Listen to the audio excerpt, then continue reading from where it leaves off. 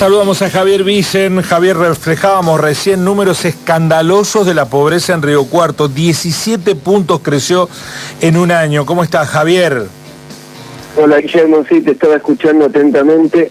Prácticamente 6 de cada 10 riocuartenses son pobres, lo que es una tragedia para una sociedad como la de Río Cuarto, un aglomerado de 200.000 habitantes, que tenga más de la mitad de sus personas bajo la línea de la pobreza. La verdad que eso alarma y explica la fractura social que tiene la sociedad riocuartense, que es muy fuerte, la contracara de un crecimiento en los últimos años exponencial de los asentamientos precarios, a la vez que una parte de los riocuartenses se encierra en barrios cerrados, ¿no? Eso es los contrastes, ¿no? Porque vos hablabas también recién, y te escuchaba atentamente y siempre lo mencionás, y me parece que hay que tenerlo presente, que la pobreza es contraste también, un contraste cada vez más evidente y cada vez más difícil de no darse cuenta que está ocurriendo en la Argentina. Sí. Hay más pobres porque hay cada vez más ricos, ¿no? Bueno, hay más pobres porque hay yo no sé si cada vez más ricos, pero proporcionalmente la sociedad en porcentaje son cada vez menos y más ricos. Exacto, esa es la idea que quise transmitir. No es que se suman nuevos ricos, sino los ricos son cada vez más ricos y los pobres son cada vez más pobres y hay mayor cantidad de pobres.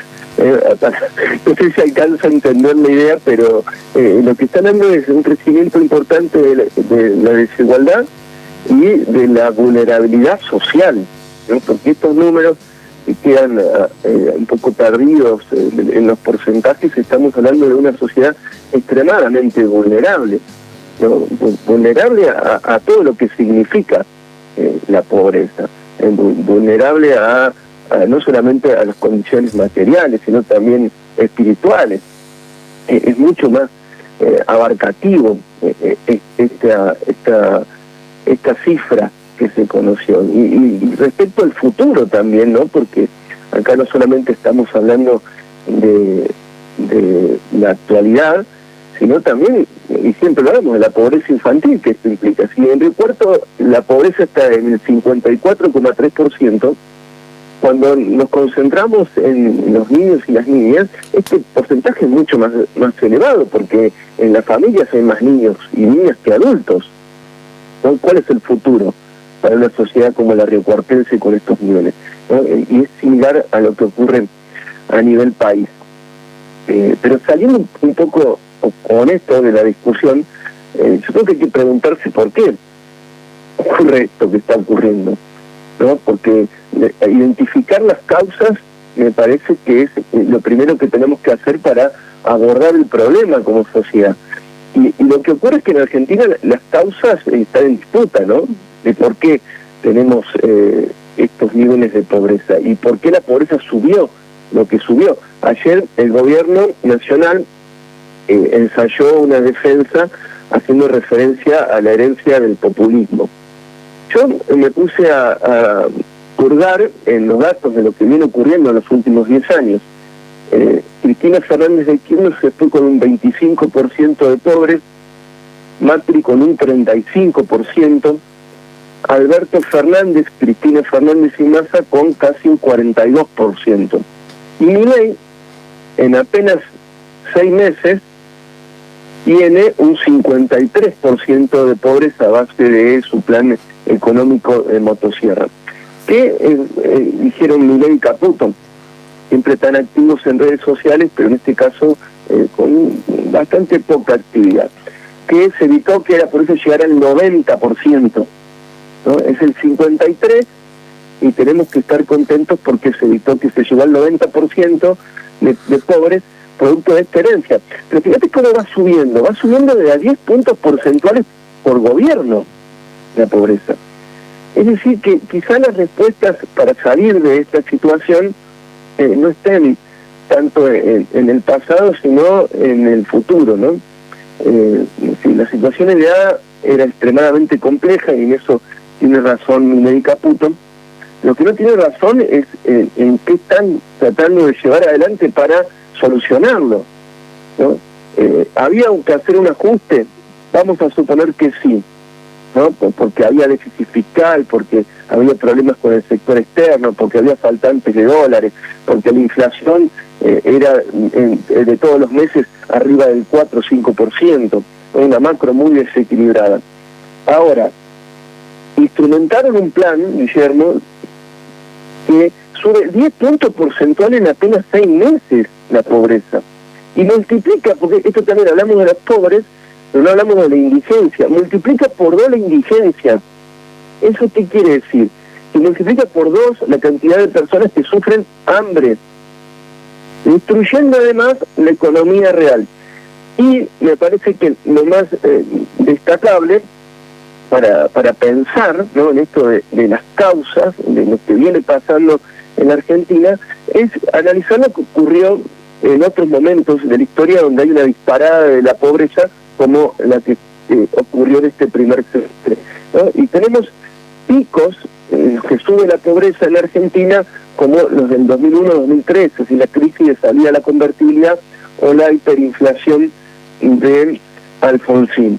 Ahora, estos picos de subida a la pobreza no ocurrieron por la instrumentación de un plan económico, sino ocurrieron por el fracaso de un gobierno. Y yo creo que hay que resaltar esto, Guillermo, que ahora es distinto.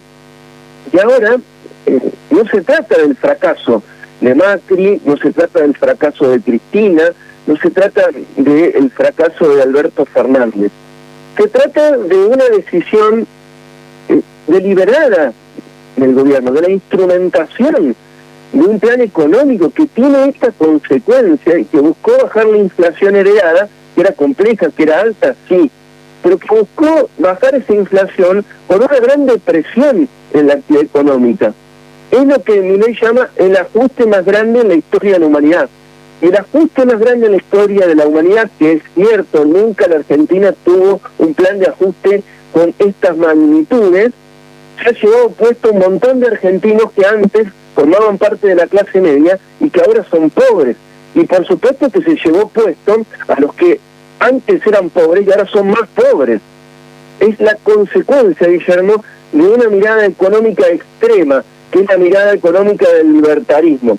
No hay que quitarle responsabilidad a esta mirada en esto, ¿no? Es la consecuencia de creencias muy dogmáticas de cómo se comportan la economía, cómo se comportan los mercados y cuál es el rol del Estado. Este aumento de la pobreza, entre ellos el 17% de aumento en la pobreza en Río Cuarto, es la consecuencia de correr al Estado del mercado y liberar los precios, es la consecuencia de creer que los monopolios son benefactores, es la consecuencia de destruir la red de contención social, aquella que tenía muchas falencias, pero que funcionaba bien en determinados momentos.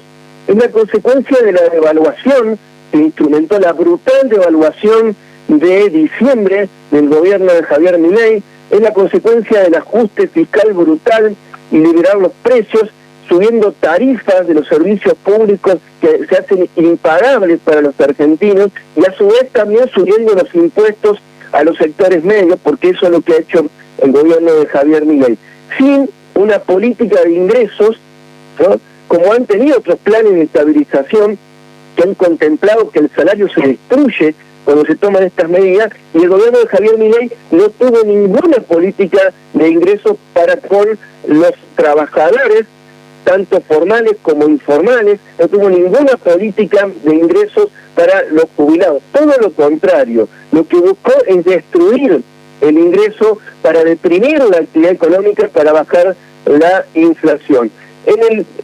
Al final, ¿no?, cuando se pone a mirar, el equilibrio fiscal del que tanta gala hace el gobierno fueron los jubilados, fueron los pobres estructurales, fueron los estudiantes universitarios de las universidades públicas, fueron la clase media y fueron más de la mitad de los argentinos en definitiva. Es decir, el ajuste no lo pagó la casta, el ajuste lo pagó y lo paga la gente.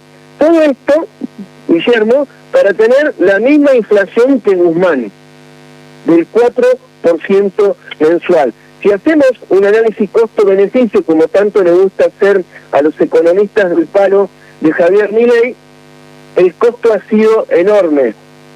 Pero no ha sido un fracaso, porque sabían que esto iba a pasar, Guillermo. Pero no les importó, porque no creen en la justicia social, que lo dice reiteradamente Javier Milei.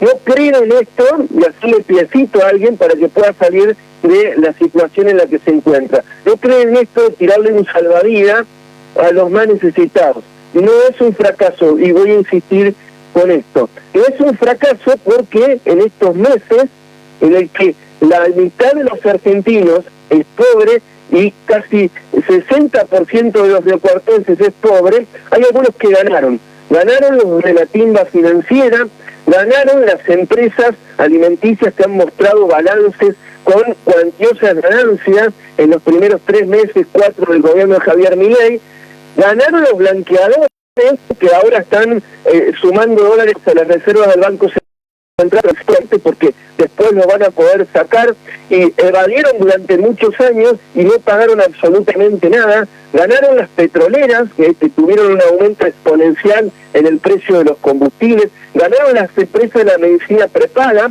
a las que le liberaron precio para después ponerle algún tope a los abusos que cometieron durante todos estos meses. No mintieron, Guillermo, porque la casta éramos casi todos, con excepción de los que estaban mencionando. Y ahora aparecen algunos que se sorprenden y hacen un acting, ¿no? Como el que vimos ayer del senador Luis Juez por la provincia de Córdoba, a los insultos en la Cámara de Senadores, sorprendido de que los senadores de la Libertad Avanza no querían ayudar a Córdoba en estos momentos de incendios, donde hay una gran parte de la provincia que se prende fuego, porque eso implica mayor gasto.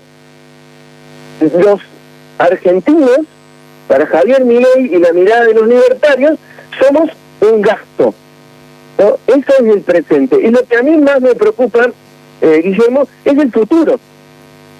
¿Por qué digo esto? Porque el máximo referente de la libertad, como es Javier Milei, y el mejor ministro de la historia, como dice ser Caputo, pisan el dólar. ¿Para qué? Para evitar que se traslade a precios cualquier movimiento en el dólar, ¿no? Como se ha hecho en tantas otras oportunidades en la Argentina. Hace alquimias financieras Caputo y Milei para pagar la deuda, ¿no? Jugando a la timba y a la ruleta, como tanto les gusta. Hace contabilidad creativa para mostrar que hay equilibrio fiscal. Insultan a quienes no piensan como ellos. Y lo peor de todo es que no aparece o no hay una opción clara dentro de la oposición a este plan de gobierno insensible, que no le importa, en definitiva, que haya pobres, ¿no? La frivolidad es lo que manda, con un Javier Milei subido a el balcón de la Casa Rosada con Susana Jiménez, ayer mismo, en el que se conocieron estos datos horribles de pobreza, ¿no? Esa frivolidad de ser de televisión que lo vio nacer y que lo puso como presidente. O cuando vino disfrazado a Córdoba esta semana para sobrevolar los incendios sin siquiera tomar contacto con la gente, porque a Javier Milei le asusta la gente. O va a los Estados Unidos a golpear el martillito de la bolsa de Wall Street, sacarse selfies con Elon Musk, el que no pone un solo peso de inversión en la Argentina, pero sí defiende la libertad de unos pocos, o intenta dar lecciones en la ONU de capitalismo, ante la mirada atenta de los países más ricos del mundo, ¿no? A los que Milei acusa de llevar adelante una agenda socialista, la Agenda 2030.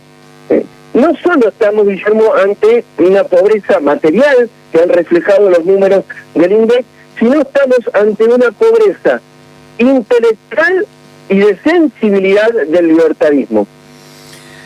Gracias, Javier, impecable, buen fin de semana. Igualmente para usted.